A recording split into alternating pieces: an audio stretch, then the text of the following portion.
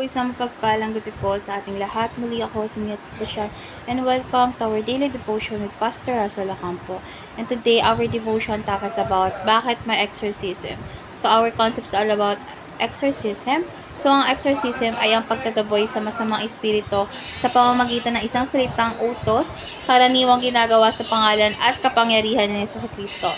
So, sa Biblia, ang mga exorcism ay nagpapatunay ng kapangyarihan ni Kristo laban sa espiritual na kadiliman at sa tagumpay ng kanyang kaharian.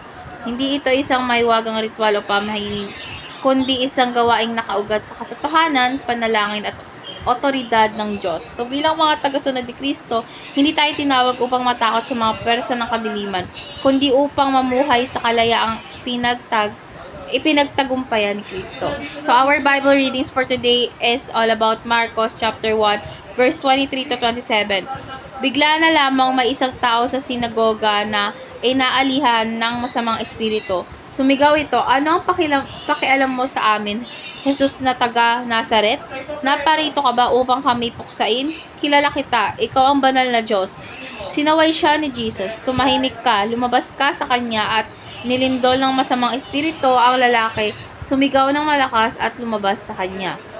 So, ngayon dito na tayo sa ating teaching. So, yung first teaching is Jesus casted out demons. So, sa kanyang ministeryo is paulit-ulit na tinataboy ni Kristo or ni Jesus Christ ang mga demonyo bilang patunay ng kanyang kapangyarihan bilang anak ng Diyos. So, ipinakita niya na walang kapangyarihan ang kasamaan sa harap ng kanyang salita. So, ang exorcism ay bahagi ng kanyang pagpapakita ng kaharian ng Diyos. Second, Jesus gave His disciples authority to do the same.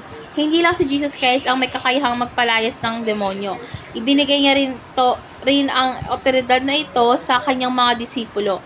So, sa pangalan ni Jesus, ang kanyang mga alagad ay nagpalayas din ng masamang espiritu. Ito ay patunay na may kapangyarihan ang lahat ng nasa ilalim ng kanyang pamumuno.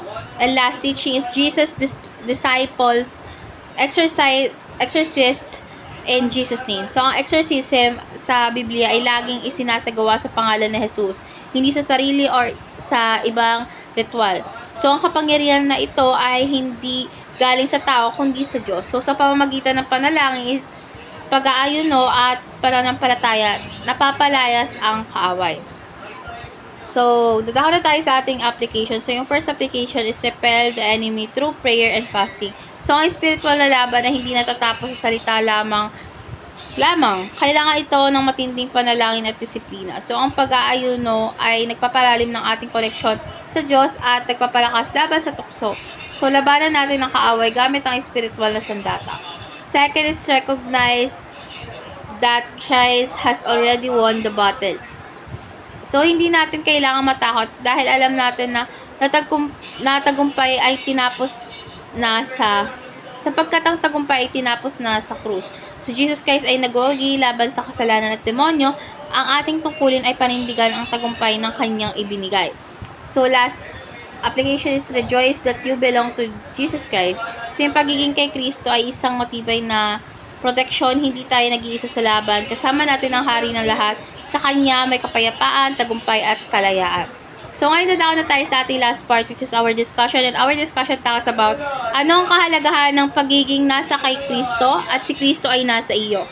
So, para sa akin na pagiging nasa kay Kristo at si Kristo ay nasa iyo ay nagbibigay ng tunay na otoridad at proteksyon sa espiritual na digmaan.